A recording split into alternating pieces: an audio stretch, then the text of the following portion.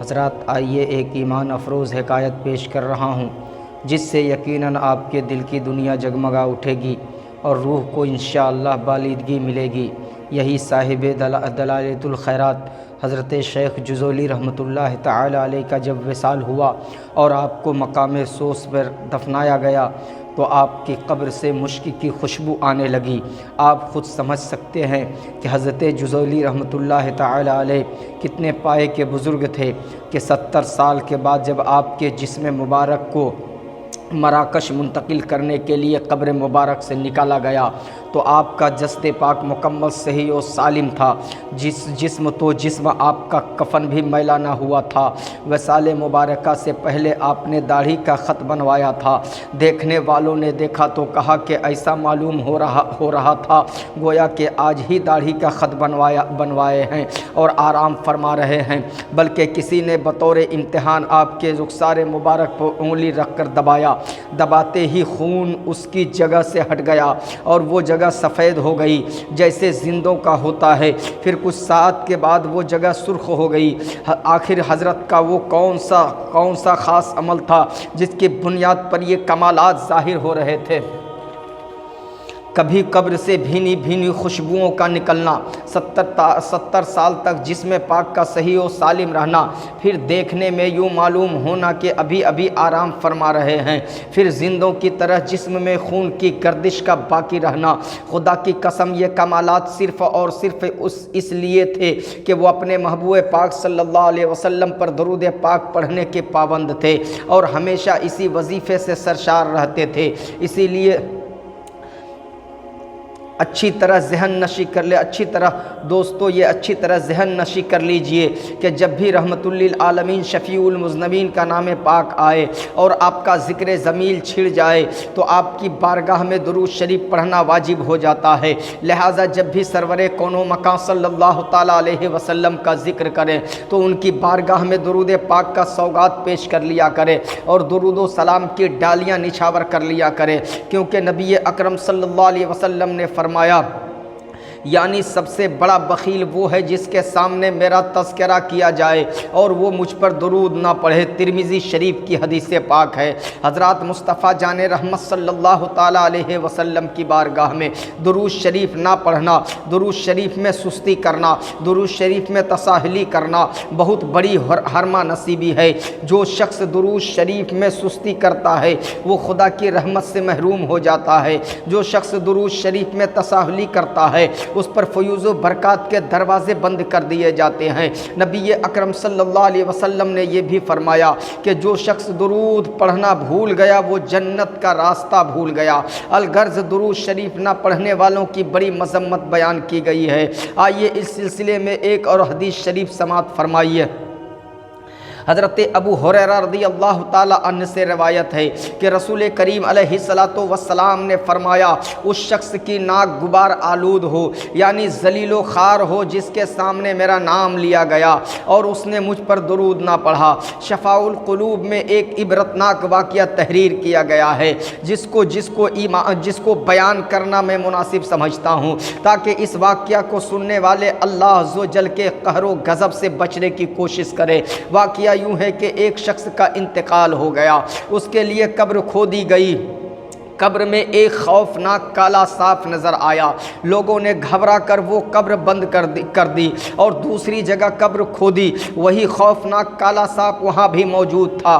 آخرکار سانپ نے زبان سے پکار کر کہا کہ تم جہاں بھی قبر کھودو گے میں وہاں پہنچ جاؤں گا۔ لوگوں نے اس سے پوچھا کہ یہ قہر و غضب کیوں ہے؟ سانپ بولا یہ شخص جب سرکار دو عالم صلی اللہ علیہ وسلم کا نامی سنتا تھا تو درود پاک پڑھنے میں بخل کرتا تھا۔ اب میں اس بخل کو سزا دیتا رہوں گا اور قیامت تک میں اسے ڈستا رہوں گا۔ حضرات ابھی آپ نے سنا کہ جو شخص درود شریف میں بخل کرتا ہے اللہ کے رسول صلی اللہ علیہ وسلم اس شخص سے سخت ناراض ہو جاتے ہیں، اور جس نے رسول اللہ کو ناراض کیا اس نے خدا کو ناراض کیا، کیونکہ رسول کی ناراضگی خدا کی ناراضگی ہے اور یہی ناراضگی خدا کے قہر و غضب کا سبب بنتا ہے، اور مرنے کے بعد اس کے قبر میں خوفناک سانپ کی شکل میں عذاب مسلط کر دیا جاتا ہے۔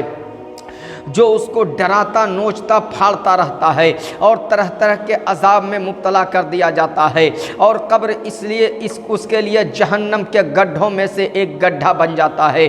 لہٰذا آئیے آج کی اس نورانی شب میں، اس نورانی بیان میں ایک پختہ ارادہ کے ساتھ، یقین کامل کے ساتھ عہد و پیمان کیجئے، خدا کی بارگاہ میں توبہ استغفار کیجئے کہ اب اس کے بعد کبھی بھی درود شریف پڑھنے میں بخل نہ کروں گا، کبھی بھی درود شریف پڑھنے میں کوتاہی نہ کروں گا، کبھی بھی درود شریف پڑھنے میں سستی نہ کروں گا، بلکہ اس واقعہ کو بھی ذہن نشی کر لیجئے تاکہ آپ کا دل ہمیشہ درود کی برکت سے زندہ رہے، درود کے ذکر سے زبان میں مٹھاس پانی آ جائے۔ ایک شخص بڑا متقی پرہیزگار تھا، صوم و صلات کا بھی پابند تھا، مگر درود شریف پڑھنے میں سستی کرتا تھا۔ ایک روز سویا ہوا تھا، نیند سے آنکھیں بند تھی، خواب میں اسے ایسا محسوس ہوا کہ وہ مصطفیٰ جان رحمت صلی اللہ علیہ وسلم کو دیکھ رہا ہے، مگر سرکار اقدس صلی اللہ علیہ وسلم اس کی طرف نظر رحمت نہیں فرما رہے ہیں۔ وہ شخص نظر التفات کے لیے بار بار کوشش کر رہا تھا، مگر پھر بھی نبی اکرم صلی اللہ علیہ وسلم کی توجہ کرم سے محروم رہا۔ بالآخر وہ شخص گھبرا کر بارگاہ رسول اکرم صلی اللہ علیہ وسلم میں عرض کیا، یا رسول اللہ صلی اللہ تعالیٰ علیہ وسلم، کیا آپ ہم سے ناراض ہیں؟ فرمایا نہیں، لیکن میں تجھے پہچانتا نہیں۔ عرض کی، یا رسول اللہ صلی اللہ تعالیٰ علیہ وسلم، میں آپ کی امتیوں میں سے ایک ادنا امتی ہوں، اور میں نے نیک لوگوں سے سنا ہے کہ آپ اپنی امت کو اپنے بیٹوں سے بھی زیادہ عزیز رکھتے ہیں۔ رسول آقا صلی اللہ علیہ وسلم فرماتے ہیں، ایسا ہی ہے، مگر تم درود پڑھنے میں اعراض کرتے ہو، اور میری شفقت اسی پر ہوتی ہے جو درود شریف کی کثرت کرتا ہے۔ جب وہ شخص بیدار ہوا تو اسے درود شریف نہ پڑھنے کا بڑا احساس ہوا، چنانچہ اسی روز سے درود شریف پڑھنا شروع کر دیا، حتیٰ کہ قسمت نے انگڑائی لی۔ ایک دن پھر اسے خواب میں رسول اللہ صلی اللہ علیہ وسلم کی زیارت نصیب ہوئی تو نبی اکرم صلی اللہ علیہ وسلم نے فرمایا، اب میں تجھے پہچانتا ہوں، اور قیامت کے دن تمہاری شفاعت کا ضامن بھی ہوں۔ جو خیال آیا تو خواب میں وہ جمال اپنا دکھا گئے، جو خیال آیا تو خواب میں وہ اپنا دکھا گئے، وہ مہک ہے لباس میں کہ مکان سارا بسا گئے۔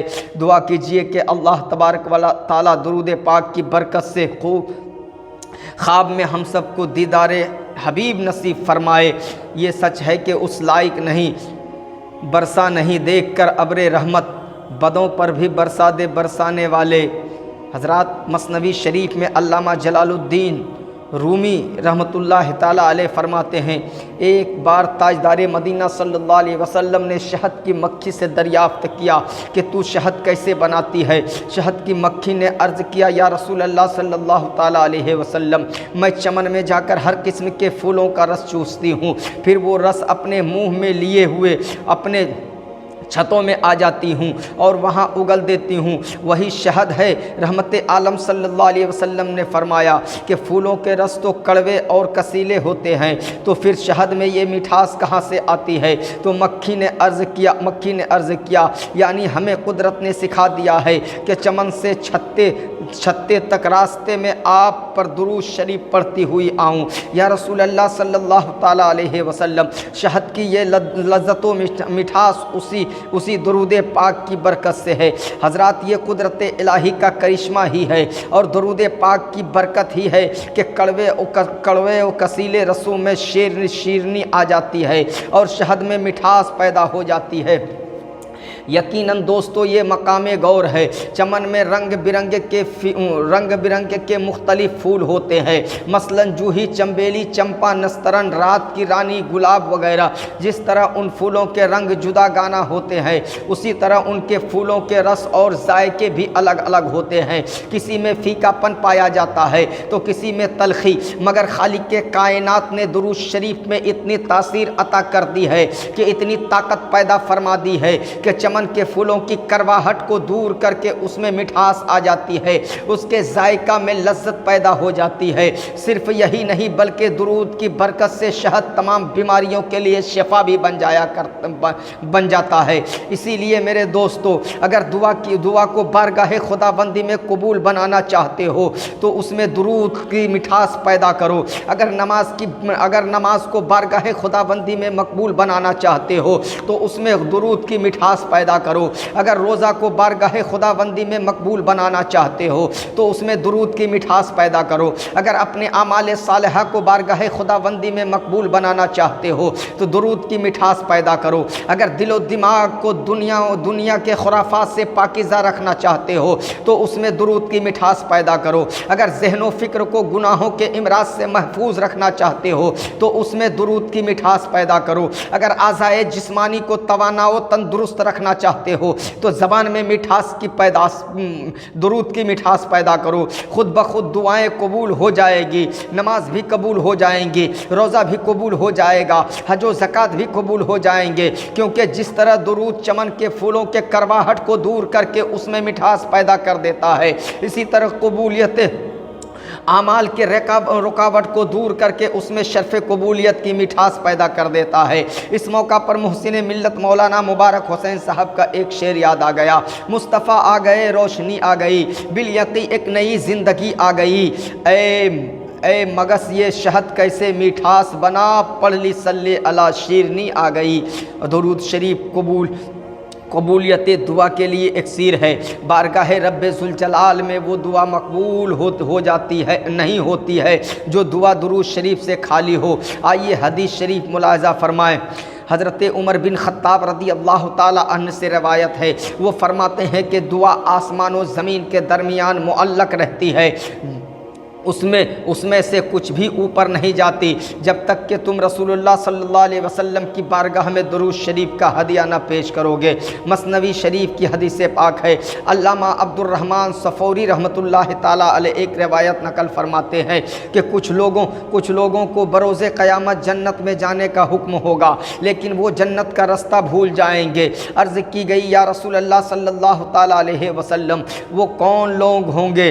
فرمایا یعنی وہ لوگ ہوں گے جنہوں نے میرا نام سنا اور مجھ پر درود نہ پڑھا۔ حضرت قتادہ رضی اللہ تعالی عنہ فرماتے ہیں کہ رسول کریم صلی اللہ علیہ وسلم نے فرمایا یہ بڑے ظلم و جفا کی بات ہے کہ کسی کے سامنے میرا ذکر ہو اور وہ مجھ پر درود نہ پڑھے۔ حدیث کریمہ آپ نے سماعت کر لی۔ اب میں ایک ایسی حکایت پیش کرنے جا رہا ہوں جو آپ کے اندر ایک انقلابی کیفیت پیدا کر دے گی، آپ کے جوش و خروش میں تقویت پیدا کر دے گی، جو آپ کی محبت و خلوص میں اضافہ کے ایک اہم رول ادا کر دے گی، جو آپ کے ایمان و عقیدہ میں پختگی پیدا کرے گی، جو آپ کی بنیادی اور اخروی زندگی کو سنوارنے میں مدد ثابت ہوگی۔ ایک دن حضرت جبرائیل علیہ السلام بارگاہ رسالت میں آپ صلی اللہ علیہ وسلم میں حاضر ہوئے اور عرض کی یا رسول اللہ صلی اللہ تعالیٰ علیہ وسلم میں نے آج ایک عجیب و غریب واقعہ دیکھا ہے۔ حضور صلی اللہ علیہ وسلم نے پوچھا وہ کیا واقعہ ہے؟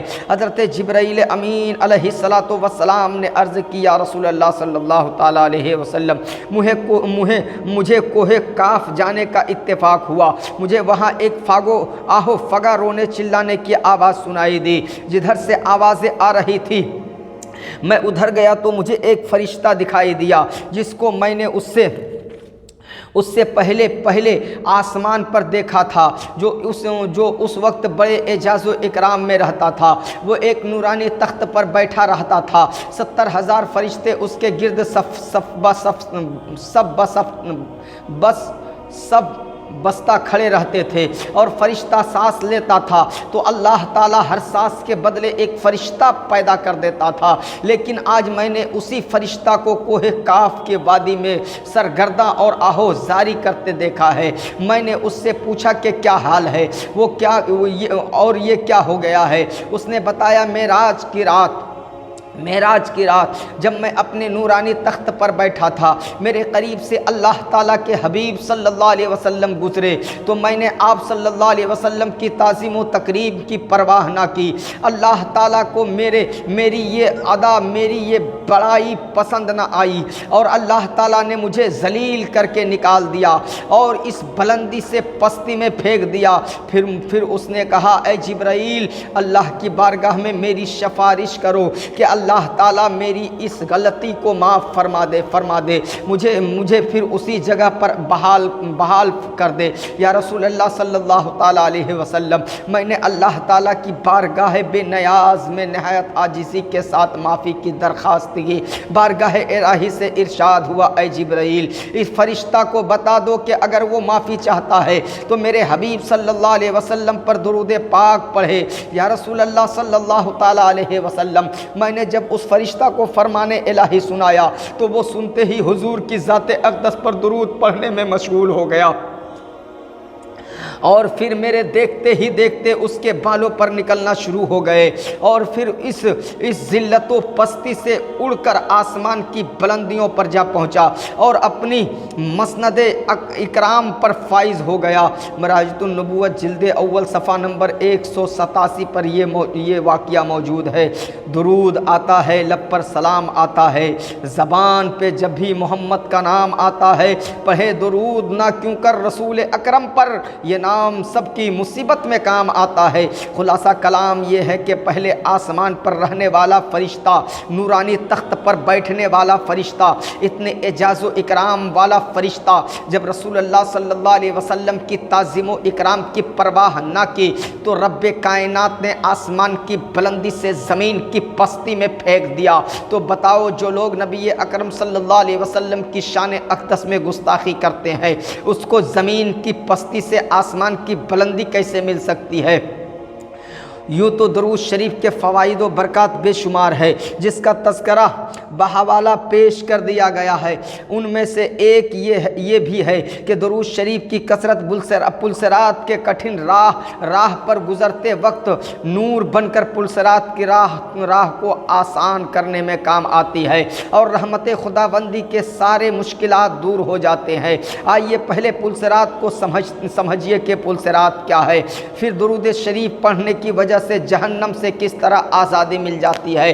سماعت فرمائیے، پلسرات ایک پل ہے، یہ ایک برج ہے جو جہنم کی پشت پر نصب کیا جائے گا، جو بال سے زیادہ باریک اور تلوار سے زیادہ تیز ہوگا۔ اس پل سے ہر ایک کو گزرنا پڑے گا اور یہ راستہ کوئی آسان راستہ نہیں بلکہ سخت سے سخت تر ہے۔ سب سے پہلے اس راستے سے نبی اکرم صلی اللہ علیہ وسلم تشریف لے جائیں گے، پھر انبیاء و مرسلین، پھر آپ کی امت بعدہ دوسری امت ہے۔ پلسرات پر لوگ الگ الگ طریقے سے گزریں گے، بعض اس طرح گزریں گے جیسے بجلی کی چمک کہ ابھی چمکا اور ابھی غائب ہو گیا، بعض تیز ہوا کی مانند گزریں گے، اڑتے پرندے کے مانند، بعض دوڑتے گھوڑے کے مانند، دوڑتے آدمی کی طرح، کچھ سرین کے بل گھسیٹتے ہوئے، بعض چوٹیوں کی طرح چلتے ہوئے۔ دوستو، اس پل سے ہر ایک کا گزرنا آسان ہوگا، بلکہ وہ گزرنے میں کامیاب و کامران ہوں گے جس کا ایمان و عقیدہ مستحکم و مضبوط ہوگا، جن کے پاس اعمال صالحہ کی کثرت ہوگی، درود پاک کی ضیاؤں سے جس کا قلب نورانی ہوگا۔ آئیے سرکار اقدس صلی اللہ علیہ وسلم کی ایک پیاری حدیث سماعت فرمائیے۔ حضرت عبد الرحمن بن سمرہ رضی اللہ تعالیٰ عنہ سے مروی ہے کہ سرکار اقدس صلی اللہ علیہ وسلم تشریف لائے اور فرمایا، میں نے آج رات ایک عجیب منظر دیکھا کہ میرا ایک امتی پلسرات سے گزرنے لگا، کبھی وہ چلتا ہے، کبھی وہ گرتا ہے، کبھی وہ لٹک جاتا ہے، اور اتنے میں اس کا پڑھا ہوا درود پاک آیا اور اس کا ہاتھ پکڑ کر پار کرا دیا۔ اسی لیے تو اعلیٰ حضرت فرماتے ہیں، رضا پل سے اب وجد کرتے گزریے، لگے کہ ہے رب سلم صدائے محمد، پل سے اتارو راہ گزر کو خبر نہ ہو، جبریل پر بچھائے تو پر کو خبر نہ ہو۔ درود شریف کی اہمیت کا پتہ اس سے بھی چلتا ہے کہ جب حضرت حوا کو پیدا کیا گیا تو حضرت آدم علیہ السلام نے ان کی طرف میلان کرنا چاہا اور ارادہ فرمایا کہ دست محبت بڑھائیں، تو فرشتوں نے کہا اے آدم ٹھہر جاؤ، پہلے مہر ادا کرو۔ تو آپ نے فرمایا فما مہرہا قالوا حتی تصلی علی النبی صلی اللہ علیہ وسلم، یعنی وہ مہر کیا ہے؟ فرشتوں نے کہا مہر یہ ہے کہ تم نبی اکرم صلی اللہ علیہ وسلم پر 10 مرتبہ درود پڑھو۔ اس بات پر سب کا اتفاق ہے کہ آدم علیہ السلام کا مہر حضور علیہ السلام پر درود شریف پڑھنا تھا، چنانچہ حضرت آدم علیہ السلام نے درود شریف پڑھا اور فرشتوں کی گواہی سے نکاح ہوا۔ حضرات، جب ہم لوگ نماز پڑھتے ہیں اور آخری تشہد میں پڑھتے ہیں تو اتحیات کے بعد درود ابراہیم پڑھتے ہیں، اے اللہ درود بھیج ہمارے سردار محمد مصطفیٰ صلی اللہ علیہ وسلم پر اور ان کی آل پر، جس طرح تو نے درود بھیجا سیدنا ابراہیم علیہ السلام اور ان کی آل پر۔ بے شک تو سراہا ہوا بزرگ ہے۔ یہاں پر ذہن میں ایک سوال پیدا ہوتا ہے کہ اس درود میں حضور صلی اللہ علیہ وسلم کے درود کو حضرت ابراہیم علیہ السلام کے درود سے تشبیہ دی گئی ہے کہ یعنی صلات بھیج محمد صلی اللہ علیہ وسلم پر اور ان کی آل پر، جیسا کہ تو نے صلات بھیجی ابراہیم علیہ السلام پر اور ان کی آل پر۔ تو اس سے یہ بات سمجھ میں آ جاتی ہے کہ حضرت ابراہیم علیہ السلام حضور صلی اللہ علیہ وسلم سے افضل ہے، حالانکہ افضل الانبیاء حضور صلی اللہ علیہ وسلم ہیں۔ تو یہاں پھر تشبیہ کیسے درست ہو سکتی ہے؟ اس کا جواب ملا علی قاری رحمۃ اللہ تعالی علیہ نے بہت ہی پیارے انداز میں دیا ہے۔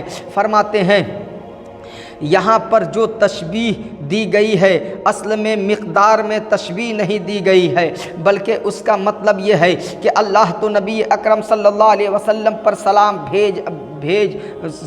بھیج جیسا کہ تو نے ابراہیم علیہ السلام پر صلات بھیجی ہے، جیسا کہ رب تبارک و تعالیٰ نے فرمایا اے ایمان والو تم پر روزے فرض کیے گئے جیسے کہ تم سے پہلے لوگ پر روزے فرض کیے گئے تھے۔ یہاں بھی صرف فرض ہونے میں تشبیہ دی گئی ہے، اس کا یہ مطلب نہیں کہ جتنے روزے تم پر فرض ہوئے ہیں اتنے ہی پہلی قوموں پر بھی فرض تھی۔ اسی طرح رب کائنات کا ارشاد ہے بے شک ہم نے تمہاری طرف وحی کی جیسا کہ ہم نے نوح علیہ السلام کی طرف وحی کی۔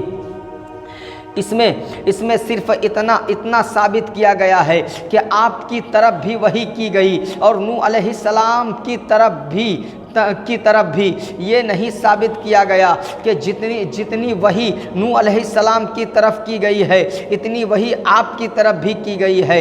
ارشاد باری تعالیٰ ہے احسان کرو جیسا کہ اللہ تعالیٰ نے تم پر احسان فرمایا۔ یہاں پر یہ مطلب نہیں کہ جتنا احسان اللہ تعالیٰ نے تم پر کیا ہے اتنا احسان تم دوسروں پر کرو، بلکہ صرف احسان کرنے کا بنی اسرائیل نے قارون کو مشورہ دیا تھا۔ بارگاہ خدا بندی میں درود شریف کا کتنا بڑا مقام و مرتبہ ہے، اس حقیقت کو دلیل و براہین کے ساتھ واضح طور پر پیش کرنے کی کوشش کر رہا ہوں۔ دل لگا کر سنیے انشاءاللہ تعالی العزیز، آپ کے ذہن و فکر اور قلب و جگر میں درود شریف کی عظمت بڑھ جائے گی، ایمان و عقیدہ بھی مضبوط ہو جائے گا۔ یہ حقیقت مسلمہ ہے، اس کو کوئی بھی جھٹلا نہیں سکتا۔ لیکن پہلے میں آپ سے یہ پوچھنا چاہتا ہوں کہ آپ حضرات نماز پڑھتے ہیں کہ نہیں؟ اگر نماز نہیں پڑھتے ہیں تو عہد کیجئے کہ آج سے نماز پنجگانہ کی پابند کروں گا اور آقا صلی اللہ تعالیٰ علیہ وسلم پر کثرت سے درود شریف درود و سلام بھی پڑھتا رہوں گا۔ نماز اللہ کی عبادت ہے، نماز اللہ کی بندگی ہے۔ جب نمازی اللہ کی بارگاہ میں عبادت کرنا چاہتا ہے، نماز پڑھنے کا ارادہ کرتا ہے تو سب سے پہلے نماز کی نیت کرتا ہے۔ مثلا فجر کی 2 رکعت پڑھنا ہو تو اسی طرح نیت کرتے ہیں، نیت کی میں نے 2 رکعت فجر کی فرض یا سنت واسطے اللہ تعالیٰ کے منہ میرا کعبہ شریف کی طرف اللہ اکبر یعنی تکبیر تحریمہ کہہ کر دونوں ہاتھوں کو ناف کے نیچے باندھ لیتا ہے، پھر ثنا پڑھتا ہے۔ پاک ہے تو اے اللہ، اور میں تیری حمد کرتا ہوں، تیرا نام برکت والا ہے، تیری عظمت بلند ہے، اور تیرے سوا کوئی معبود نہیں۔ پھر تعوذ و تسمیہ پڑھتا ہے، یعنی اعوذ باللہ، بسم اللہ الرحمن الرحیم، پھر سورہ فاتحہ پڑھتا ہے، پھر قرآن مقدس کی سورتوں میں سے کسی سورت کی تلاوت کرتا ہے تو اسے یاد ہے، جو اسے یاد ہے، پھر اللہ اکبر کہتا ہے، رکوع میں چلا جاتا ہے، پھر کم سے کم 3 مرتبہ سبحان ربی العظیم کہتا ہے، پھر سمیع اللہ لمن حمیدہ کہتا ہے، سیدھا کھڑا ہوتا ہے، پھر اللہ اکبر کہتا ہوا سجدہ میں چلا جاتا ہے، پھر سجدہ میں کم از کم 3 مرتبہ سبحان ربی العظیم، سجدہ میں کم سے کم 3 مرتبہ سبحان ربی الاعلیٰ کہتا ہے، پھر سجدہ سے سر اٹھاتا ہے، پھر اللہ اکبر کہتا ہوا سجدہ میں جاتا ہے، اور پھر یہی تسبیح پڑھتا ہے، پھر اللہ اکبر کہتا ہوا دوسری رکعت کے لیے کھڑا ہو جاتا ہے، پھر تسمیہ اور سورہ فاتحہ کے بعد قرات کرتا ہے، پھر اللہ اکبر کہتا ہے، رکوع میں چلا جاتا ہے، پھر 3 مرتبہ رکوع کی تسبیح پڑھتا ہے، پھر سمیع اللہ لمن حمیدہ کہتا ہے، پھر سیدھا کھڑا ہو جاتا ہے، پھر اللہ اکبر کہتا ہے، سجدہ میں چلا جاتا ہے اور سجدہ کی تسبیح پڑھتا ہے، پھر سجدہ سے سر اٹھاتا ہے، پھر اللہ اکبر کہتا ہے اور دوسرے سجدے میں چلا جاتا ہے، اور تسبیح پڑھ کے تشہد میں بیٹھ جاتا ہے اور پڑھتا ہے التحیات للہ والصلوات والطیبات، صرف اتنا ہی، یعنی تمام تحسیس و نمازیں اور پاکیزگیاں اللہ تعالیٰ کے لیے ہے۔ اگر نمازی پوری تحیات نہ پڑھے، صرف التحیات للہ والصلوات والطیبات تک پڑھ کر سلام پھیر کر نماز سے فارغ ہو جائے تو بتائیے کہ نماز ہوئی یا نہیں؟ کیا ایسی نماز کو اللہ تعالیٰ پسند فرماتا ہے؟ کیا اللہ تعالیٰ ایسی نماز کو قبول کرتا ہے؟ تو میرے بھائیو، علماء کرام فرماتے ہیں، التحیات للہ والصلوات والطیبات، السلام علیکہ ایھا النبی ورحمۃ اللہ وبرکاتہ، یعنی جس نماز میں نبی پر سلام نہ پڑھا جائے تو وہ نماز صحیح نہ ہوگی، وہ نماز درست نہ ہوگی، ایسی نماز کو اللہ تعالیٰ پسند نہیں فرماتا ہے، ایسی نماز کو اللہ قبول نہیں کرتا ہے۔ اگر آپ کو یقین نہ ہو تو علماء کرام سے پوچھ لیجئے کہ میری نماز ہوئی کہ نہیں ہوئی، تو علماء کرام بھی یہی فرمائیں گے کہ تمہاری نماز نہیں ہوئی، اور دوبارہ نماز پڑھو تو آپ کہیں گے مولانا صاحب نیت کی تو اللہ کی تعریف کیا، ثنا پڑھا تو اللہ کی تعریف کیا، تسمیہ پڑھا تو اللہ کی تعریف کی، سورہ فاتحہ پڑھا تو اللہ کی تعریف کی، دوسری سورت کی تلاوت کی تو اللہ کی تعریف کی، رکوع میں گیا تو اللہ کی تعریف کی، رکوع میں تسبیح پڑھا تو اللہ کی تعریف کی،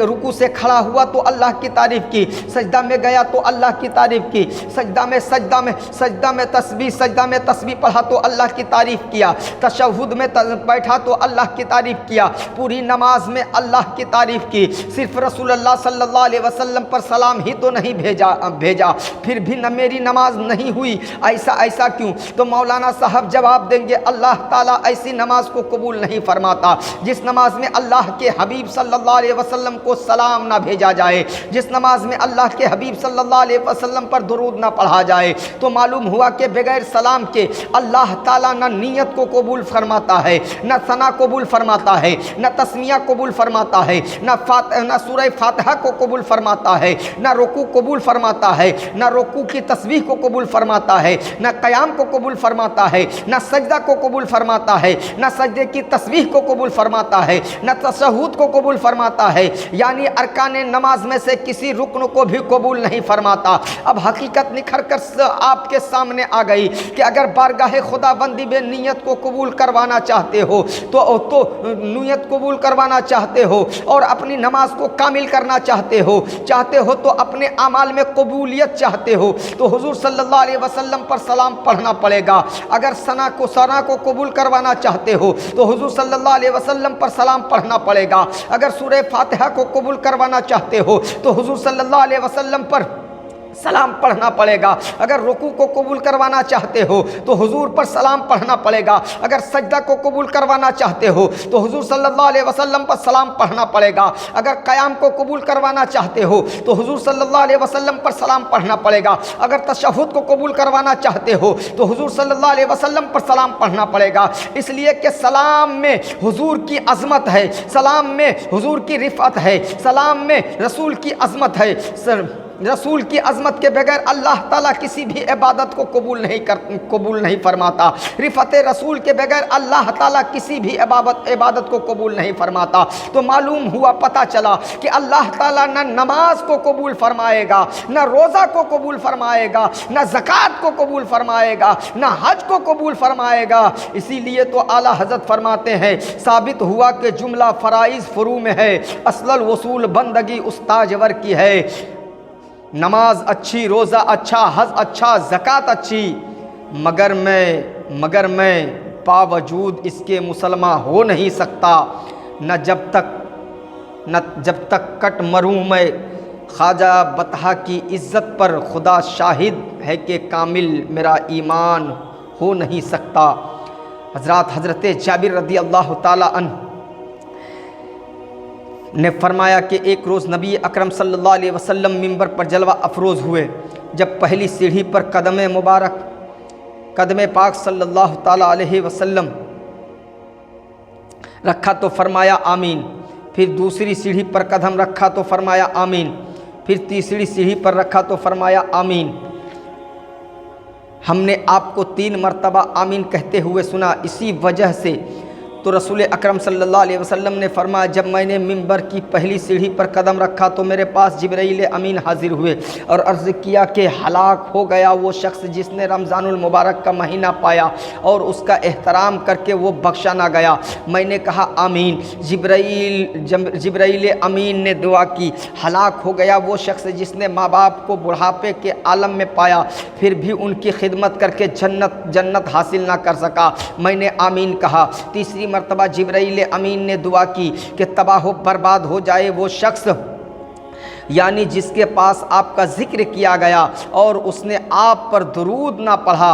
मैंने कहा आमीन। हज़रात हदीस मज़कूर से मालूम हुआ कि दुरूद शरीफ पढ़ना खुशबख्ती की अलामत है, दुरूद शरीफ ना पढ़ना बदबख्ती की पहचान है, दुरूद शरीफ पढ़ना खुशनसीबी की अलामत है और दुरूद ना पढ़ना बदनसीबी का सबब है।